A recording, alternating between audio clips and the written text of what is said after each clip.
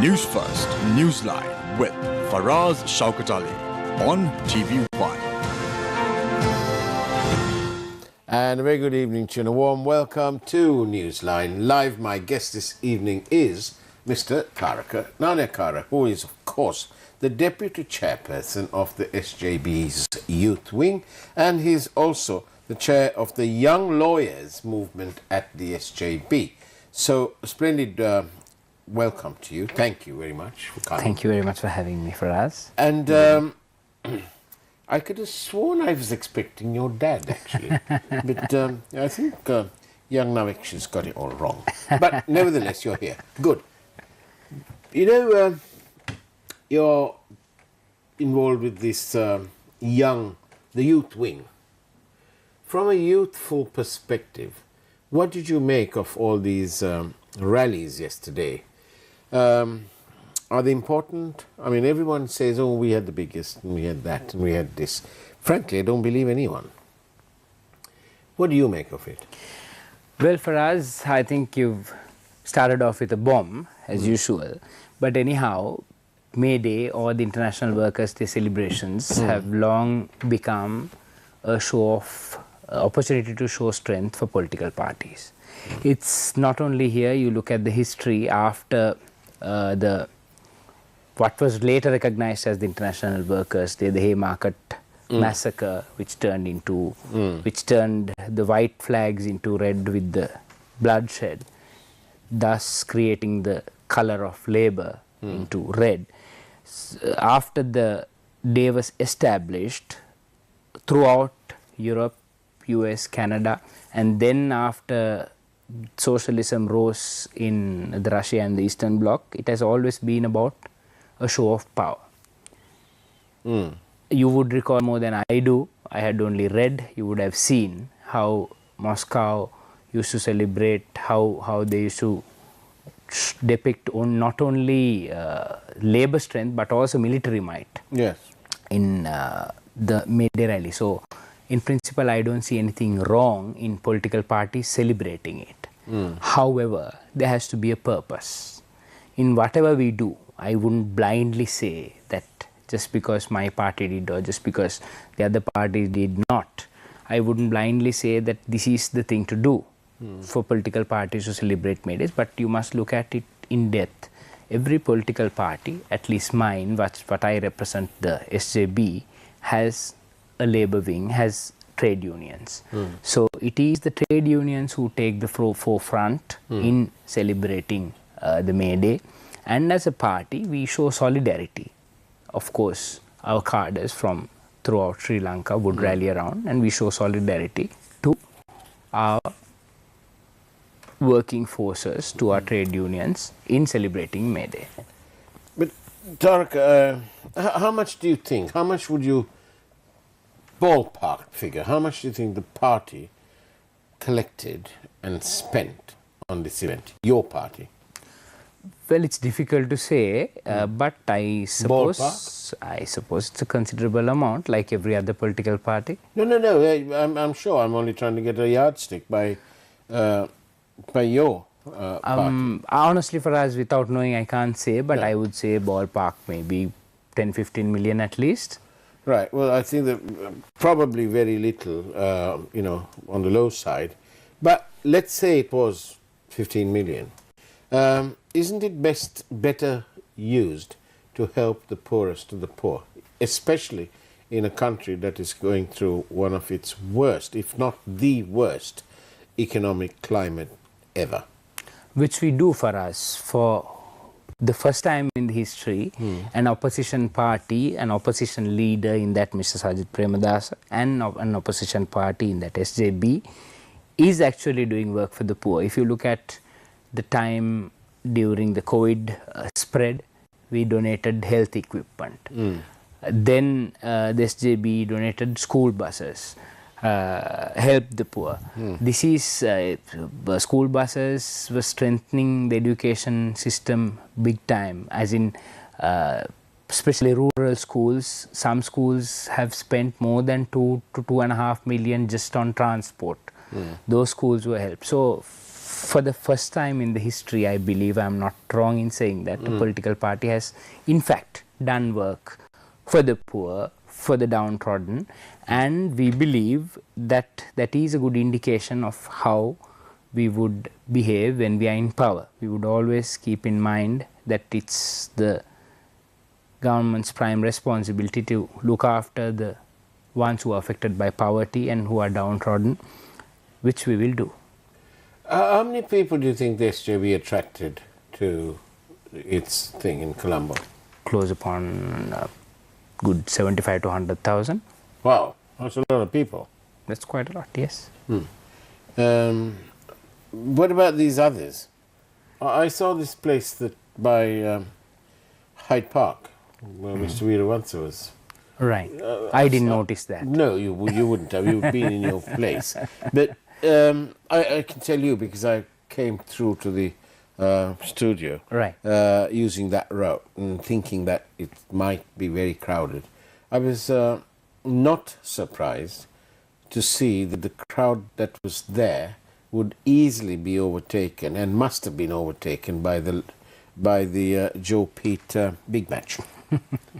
So, you know, it all swings and roundabouts. Another member of the SLFP assured me a couple of hours ago that they had in Kandy around 12,000 people. Right.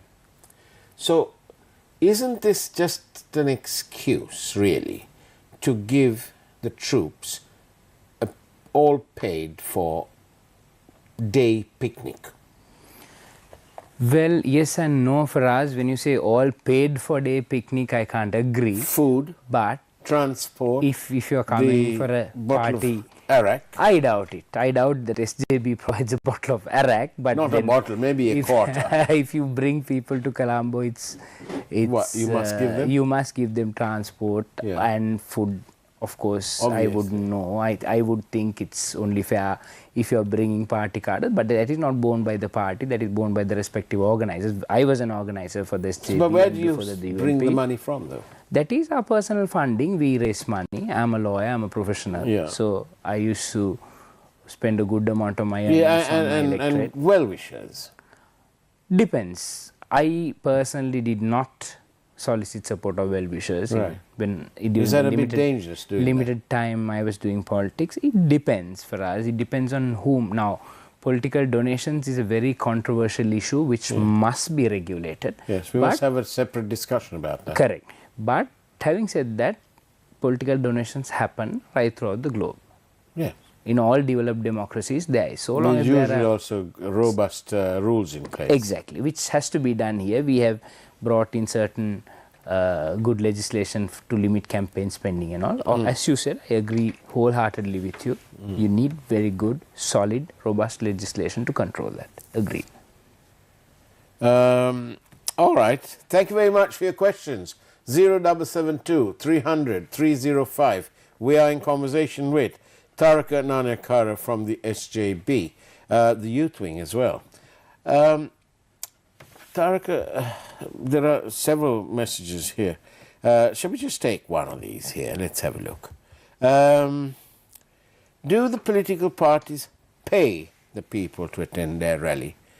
Bribe them with goodies? I think I've asked him this, but anyway, there you go. I don't think so. I can't speak of the other political parties, but SJB being the largest political force on the ground at this particular moment, unlike certain parties who are governing without a mandate, SJB has good ground support and our people come. Of course, I had to be honest with you, we provide transport.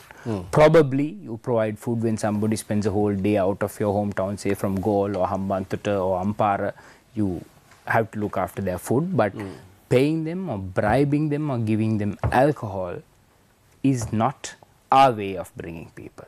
I can speak only of the SJB. I remember one member of parliament who said, vote for us and we will give you the roads. Isn't that amounting to a bribe? That person's rather high up in government, by the way. No prizes for guessing, but if you like to guess, hazard a guess. 0772 300 305. What do you think? Well, it's like this. if you say you vote for me, I will give you this particular road, Yeah. it might be. But if you say these are my policies, I will develop the road network, 100,000 kilometers will be put under concrete or 10,000 kilometers will be carpeted, highways will be developed. I don't think that's a bribe, that's a policy statement. But if someone says perhaps you do this, you vote for me and I will develop your road, probably it amounts to a bribe. Right. Now, as you know, the youth. All right. Okay. Sorry, producer. Just do this then. Oh no, we can't do that. But I'll ask you the question. It's up to you if you want to answer. I get paid anyhow. Okay. So here's go. This is from somebody.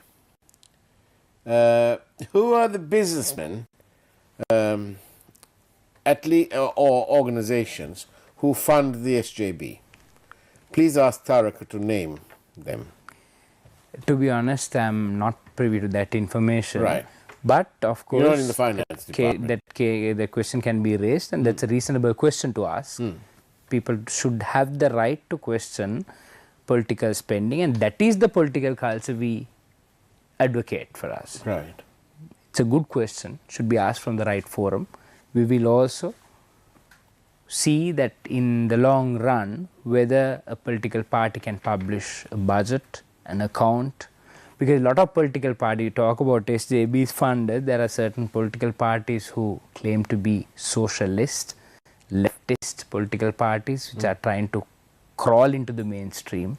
The biggest financial deposits, grandest political officers, and zero accountability. I say with a sense of responsibility, zero accountability. Yes, we must push not only the SJB, the NPP, the JVP, the SLPP, all political parties must be pushed for accountability. Right. Would you welcome a robust political donations act on the lines of Singapore? Wholeheartedly, absolutely, unreservedly, even stronger, where politicians will, where the political will of the nation can't be bought over, and political donations are based on convictions, political allegiances, and not in return for favors. Then you'd welcome that? Definitely. And what about this business about the asset declarations? Currently they get filed away with the Speaker or the President, depending on your position. Correct. And what's the good of that? I mean, why should it be in the Speaker's cabinet?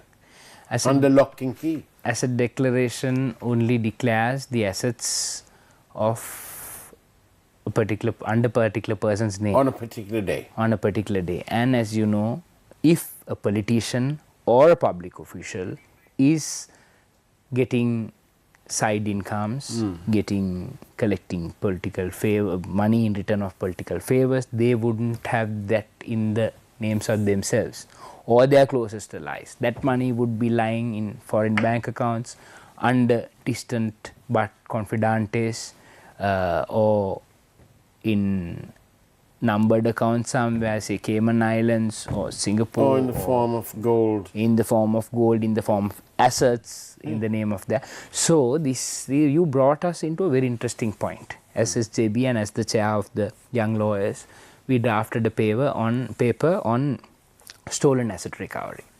Stolen asset recovery is twofold. That is, one aspect would be identifying the asset, establishing the link to the local source, establishing the international source, and then recovery procedure, and also an authority to manage those stolen assets that is truly belonging to this nation and to recover the losses. It has been done globally. This has been done for Benazir Bhutto's assets. This has been done for Nigerian ex-president's assets. It has been done all over the world. It's not an easy thing, but can be done.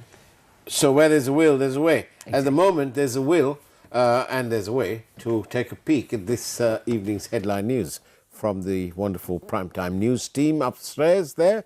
So let's see you on the other side of the break. I'm in conversation with Tharaka Nanayakkara.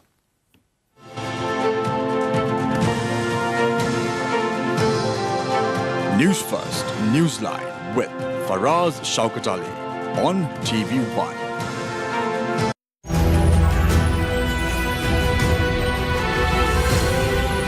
TV1. TV for life. Shots fired at group that tried to steal metal close to the port access road. 9 people injured.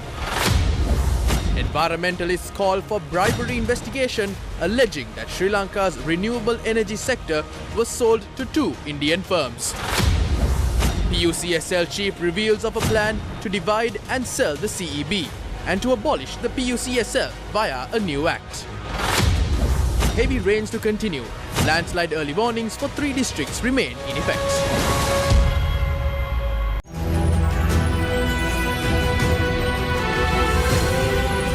TV1. TV for life.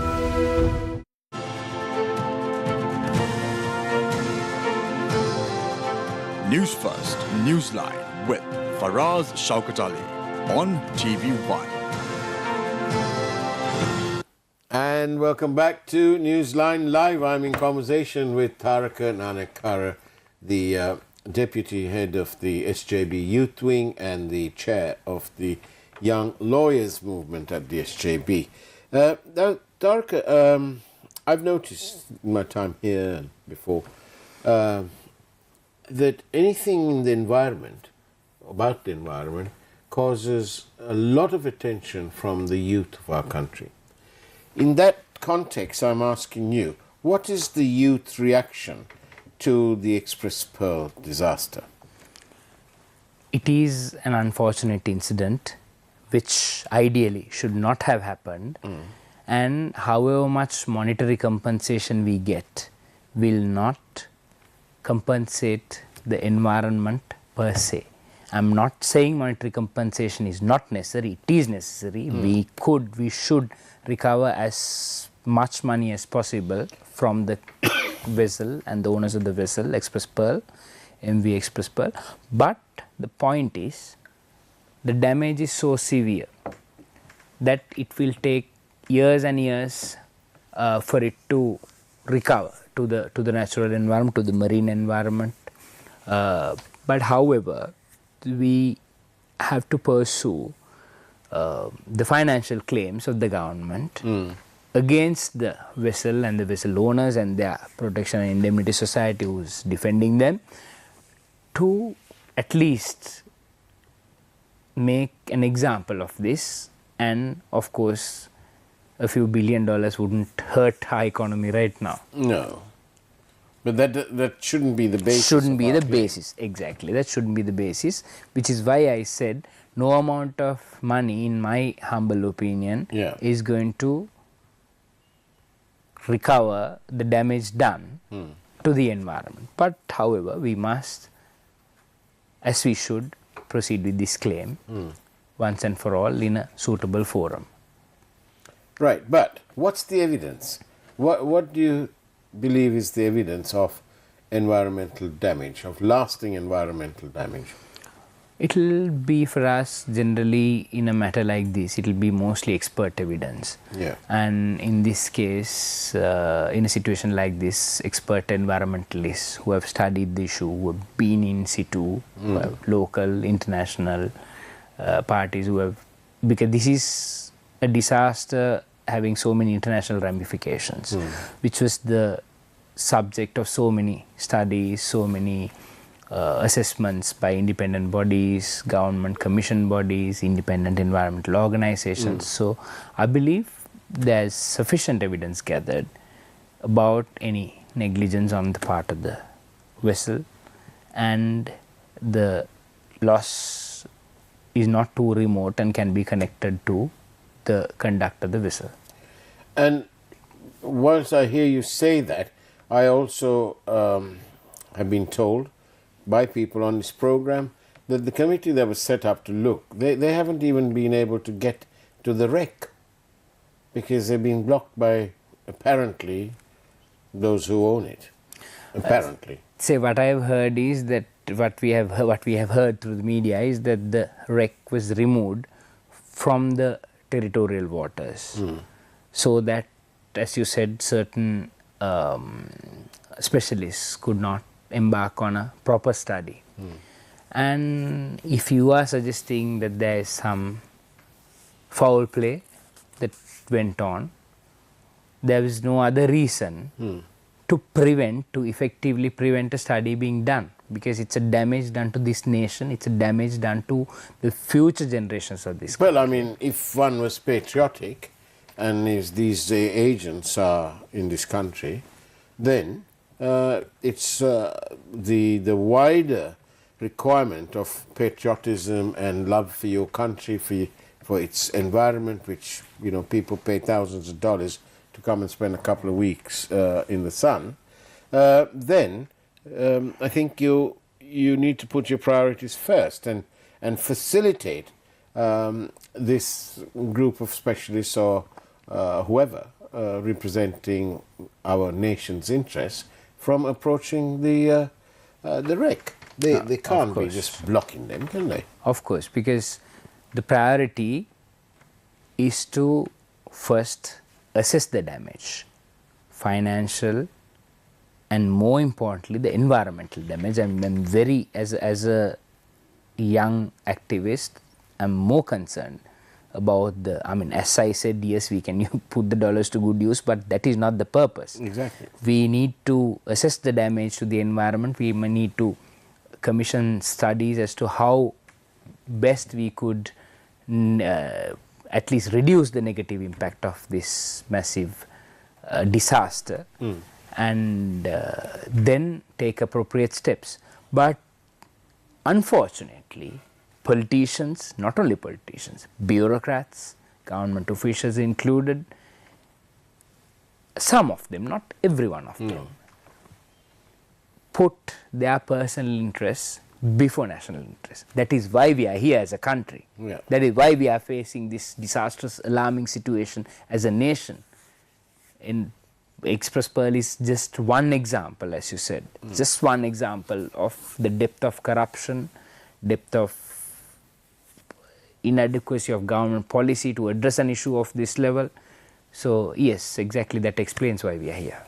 And is that why you have embarked on a career in politics? Is it because you feel strongly that this country is seriously lacking in its commitment towards addressing corruption, and where the people of this country are being continuously shortchanged, at least for the last 75 years?